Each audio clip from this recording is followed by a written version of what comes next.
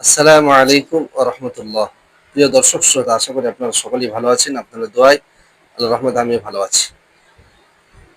প্রিয় বন্ধুরা, কখনো ভেবে দেখেছেন কি, আমরা অনেকে সবসময় বলি প্রায় যে কিছু ভালো লাগছে না, শুধুই খামাখায়। যেন চতুর্দিক থেকে চিন্তায় গ্রাস করে ফেলেছে, ঘিরে ফেলছে।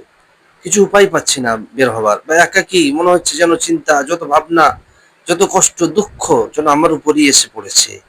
হতাশ হয়ে যায়, কি করব কিছু খুঁজে পাই না। তা এমনই ৭টি লক্ষণ নিয়ে, বিষয় নিয়ে আলোচনা হবে এই ভিডিওর মাধ্যমে। খুবই ধৈর্য সহকারে দেখুন। যেমন আল্লাহ পাক রব্বুল আলামিন কুরআনুল কারীমে বলেছেন, বিসমিল্লাহির রহমানির রহিম, লা ইউকাল্লিফুল্লাহু নাফসান ইল্লা উসআহা।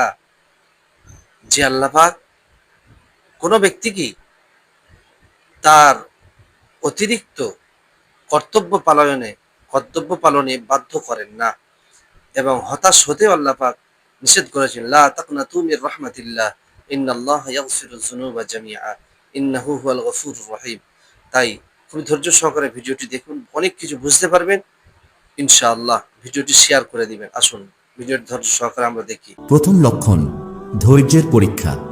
অনেক সময় এমন হয় যে চ্যালেঞ্জগুলো একটার পর একটা আসতে থাকে, আর আপনার মনে হতে থাকে সবকিছু আপনার বিরুদ্ধে যাচ্ছে, কিন্তু এর পেছনে একটা গভীর পরিকল্পনা আছে। রাসূলুল্লাহ সাল্লাল্লাহু আলাইহি ওয়াসাল্লাম বলেছেন, যখন আল্লাহ তার বান্দার মঙ্গল চান, তখন তিনি তাকে দুনিয়াতে পরীক্ষা দেন। হযরত বেলাল রাদিয়াল্লাহু তাআলা আনহুর কথা চিন্তা করুন। তিনি ইসলাম গ্রহণের পর মারাত্মক নির্যাতনের শিকার হন, কিন্তু তিনি তার ঈমান ছাড়েননি। তিনি কষ্ট ও নির্যাতনের মধ্য দিয়েও ধৈর্য হারাননি। আল্লাহ তার ধৈর্যের পুরস্কার হিসেবে তাকে ইসলামের প্রথম মুয়াজ্জিনের মর্যাদা দিয়েছিলেন।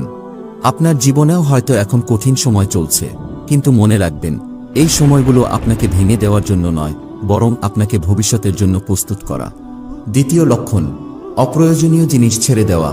আল্লাহ যখন আপনাকে কোনো বড় সাফল্যের জন্য প্রস্তুত করছেন, তখন আপনি এমন কিছু জিনিস থেকে দূরে যেতে শুরু করবেন যা আপনার আর উপকারে আসছে না। হতে পারে সেটা সম্পর্ক, পুরনো অভ্যাস, বা এমন লক্ষ্য যা আপনার জীবনের সাথে আর মানানসই নয়। কষ্টকর হলেও এগুলো ছেড়ে দেওয়াই আপনাকে নতুন সফলতার পথে নিয়ে যাবে। আল্লাহ বলেছেন, হয়তো তুমি কোনো কিছুকে অপছন্দ করো অথচ তা তোমার জন্য কল্যাণকর, আর হয়তো তুমি কোনো কিছুকে ভালোবাসো অথচ তা তোমার জন্য অকল্যাণকর। আপনার জীবনে এমন অপ্রয়োজনীয় জিনিসগুলো ছেড়ে দেওয়া খুব কঠিন হতে পারে, কিন্তু এটা আল্লাহর একটা ইঙ্গিত যে তিনি আপনার জন্য ভালো কিছু প্রস্তুত করছেন। তৃতীয় লক্ষণ, ধৈর্যের শক্তি বৃদ্ধি। আপনি যদি লক্ষ্য করেন জীবনের কঠিন মুহূর্তগুলোতে আপনার ধৈর্য আরও শক্তিশালী হচ্ছে, তবে বুঝবেন আল্লাহ আপনাকে একটা বড় পরিকল্পনার জন্য প্রস্তুত করছেন। রাসূল সাল্লাল্লাহু আলাইহি ওয়াসাল্লাম বলেছেন, যখন কোনো মুসলমান কষ্ট, ক্লান্তি বা রোগে আক্রান্ত হয়, তখন আল্লাহ তার কিছু গুনাহ মাফ করেন। এটি বুঝিয়ে দেয় ধৈর্য ও কষ্টের মুহূর্তগুলো আসলে আল্লাহর পক্ষ থেকে আমাদের জন্য একটি মাফের সুযোগ। পাশাপাশি এটি আমাদের জন্য একটি বড় কল্যাণের পূর্বাভাস। হযরত আইয়ুব আলাইহিস সালাম এর জীবনে আমরা দেখতে পাই যে তিনি কঠিন সময়ে তার সহ্যশক্তি ও ধৈর্যের মাধ্যমে আল্লাহর পরীক্ষায় উত্তীর্ণ হয়েছিলেন। দীর্ঘ সময় ধরে শারীরিক ও মানসিক কষ্টে থাকা সত্ত্বেও তিনি আল্লাহর প্রতি আস্থা হারাননি। হযরত আইয়ুব আলাইহিস সালাম দীর্ঘ 18 বছর ধরে শারীরিক ও মানসিক কষ্টে ছিলেন। তিনি একসময় খুবই ধনী ও প্রভাবশালী ছিলেন, কিন্তু আল্লাহ তাকে পরীক্ষা করার জন্য তার সমস্ত ধনসম্পদ, সন্তান এবং স্বাস্থ্য কেড়ে নেন। তিনি কঠিন রোগে আক্রান্ত হন, যার ফলে শরীরের অধিকাংশ অংশই ক্ষতিগ্রস্ত হয়। তবুও তিনি কখনো আল্লাহর প্রতি বিশ্বাস হারাননি। ধৈর্য ও ঈমানের মাধ্যমে তিনি এই পরীক্ষায় উত্তীর্ণ হন, এবং শেষে আল্লাহ তার সবকিছু ফিরিয়ে দেন, আরও বরকতসহ। এই উদাহরণ থেকে আমরা শিখি, কঠিন সময় আসলেও আল্লাহ শেষ পর্যন্ত ভালো কিছুই দেন। হয়তো আপনার ধৈর্যের পরীক্ষাও শেষ হতে চলেছে, এবং আল্লাহ আপনার জন্য সেই বড় পরিবর্তন নিয়ে আসছেন। চতুর্থ লক্ষণ, ব্যর্থতা ও পরীক্ষায় পড়া। জীবনে আমরা অনেক সময় একের পর এক ব্যর্থতার সম্মুখীন হই, হতে পারে সেটা চাকরিতে, সম্পর্কগুলোতে, বা ব্যক্তিগত লক্ষ্য পূরণে। এমন সময় মনে হয় যেন কিছুই ঠিকভাবে হচ্ছে না, কিন্তু মনে রাখবেন, এটাই আল্লাহর পক্ষ থেকে আপনার জন্য একটি পরীক্ষা হতে পারে। যেমন হযরত ইউসুফ আলাইহিস সালাম এর কথা চিন্তা করুন। তার ভাইরা তাকে প্রতারিত করে কূপে ফেলে দেয়, যা ছিল চরম দুঃখের একটি মুহূর্ত, কিন্তু আল্লাহ সেই প্রতারণাকেই একটি বড় সফলতার পথে রূপান্তরিত করেছিলেন। ইউসুফ আলাইহিস সালাম কূপ থেকে উঠে মিশরের মন্ত্রিসভায় সম্মানিত পদে পৌঁছান। তার ধৈর্য এবং আল্লাহর প্রতি অবিচল বিশ্বাসই তাকে সেই সফলতার শিখরে পৌঁছাতে সাহায্য করেছিল। আপনার জীবনের ব্যর্থতাগুলো আল্লাহর পরিকল্পনার অংশ হতে পারে, যা হয়তো আপনাকে কোনো বড় সাফল্যের দিকে নিয়ে যাচ্ছে। পঞ্চম লক্ষণ, কিছু মানুষের সাথে দূরত্ব সৃষ্টি হওয়া। আল্লাহ যখন আপনাকে বড় কোনো লক্ষ্যের দিকে নিয়ে যেতে চান, তখন আপনি দেখতে পাবেন কিছু মানুষের সাথে আপনার দূরত্ব বেড়ে যাচ্ছে। হয়তো সেই মানুষগুলো আপনার জীবনের জন্য আর উপযুক্ত নয়, বা তাদের প্রভাব আপনার উন্নতির পথে বাধা হয়ে দাঁড়াতে পারে। এটা হতাশাজনক মনে হতে পারে, কিন্তু মনে রাখুন, আল্লাহ আপনাকে নতুন ইতিবাচক সম্পর্কের জন্য প্রস্তুত করছেন, যা আপনার জীবনকে আরও সমৃদ্ধ করবে। হযরত ইব্রাহিম আলাইহিস সালামের জীবনে আমরা দেখতে পাই যে তিনি যখন আল্লাহর নির্দেশ মেনে তাওহীদের পথে চলতে শুরু করেন, তখন তার নিজের পিতার সাথেও দূরত্ব সৃষ্টি হয়েছিল।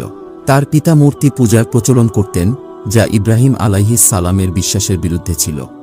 আল্লাহ তাআলা ইব্রাহিম আলাইহিস সালামকে নতুন পথে, সঠিক ও ধার্মিক মানুষের সাথে চলার জন্য প্রস্তুত করছিলেন।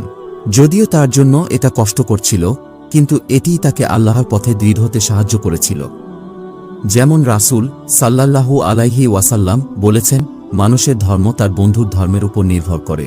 এটি বোঝায় যে আমরা যাদের সাথে সময় কাটাই এবং যাদেরকে আমাদের বন্ধু হিসাবে গ্রহণ করি, তাদের থেকে প্রভাবিত হয়ে আমাদের নিজস্ব বিশ্বাস এবং আচরণও পরিবর্তিত হতে পারে। সুতরাং ভালো এবং ধার্মিক বন্ধু বেছে নেওয়া আমাদের জন্য গুরুত্বপূর্ণ। যদি আপনি দেখেন কিছু সম্পর্ক ফিকে হয়ে যাচ্ছে বা দূরে সরে যাচ্ছে, এটা হতে পারে আল্লাহর পরিকল্পনার অংশ, যাতে আপনি সঠিক পরিবেশে বেড়ে উঠতে পারেন। 6 নম্বরে যাওয়ার আগে আমি আপনাদের একটা ছোট্ট কথা বলতে চাই। আপনাদের সাপোর্ট আমাদের জন্য খুবই জরুরি। আপনারা আমাদের কন্টেন্ট পছন্দ করলে অবশ্যই লাইক করবেন এবং কমেন্ট করে জানাবেন আপনার মূল্যবান মতামত। আমরা প্রতিটি কমেন্ট মনোযোগ দিয়ে পড়ি, আর সেগুলো আমাদের নতুন কন্টেন্ট তৈরিতে আরও উৎসাহী করে তোলে। আপনার সাপোর্ট আমাদের অনুপ্রেরণা দেয় আরও ভালো, আরও মানসম্মত কন্টেন্ট বানানোর জন্য। ষষ্ঠ লক্ষণ, সহায়ক মানুষদের ঘিরে থাকা। আল্লাহ কখনো কখনো এমন মানুষদের আপনার জীবনে পাঠান, যারা আপনার উন্নতি ও সাফল্যের পথে সহায়ক হয়ে দাঁড়ায়। রাসূল সাল্লাল্লাহু আলাইহি ওয়াসাল্লাম এর জীবনে হযরত আবু বকর রাদিয়াল্লাহু তাআলা আনহুর এর উদাহরণ দেখতে পাই। তিনি রাসূল সাল্লাল্লাহু আলাইহি ওয়াসাল্লাম এর ঘনিষ্ঠ বন্ধু ও সহায়ক ছিলেন। প্রতিটি কঠিন মুহূর্তে, যেমন হিজরতের সময় গুহায় আশ্রয় নেওয়ার সময়, আবু বকর রাদিয়াল্লাহু তাআলা আনহু তার পাশে ছিলেন। যদি আপনি এমন মানুষদের পাশে পান, যারা আপনাকে উৎসাহিত করে, ইতিবাচকভাবে প্রভাবিত করে, তাহলে বুঝবেন এটা আল্লাহর পক্ষ থেকে এক বিশেষ রহমত। এই মানুষগুলো আল্লাহর মেহেরবানির নিদর্শন হিসেবে আপনার জীবনে আসে।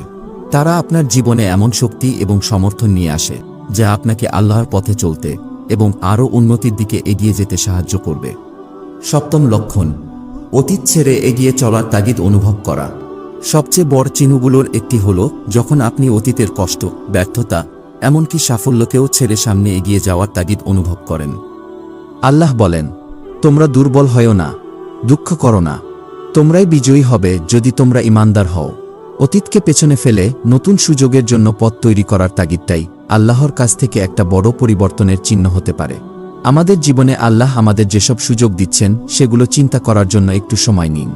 আজকের আলোচনায় উল্লেখিত লক্ষণগুলো যদি আপনার জীবনে থাকে, তাহলে জানবেন আল্লাহ আপনাকে একটা বড় সফলতার জন্য তৈরি করছেন।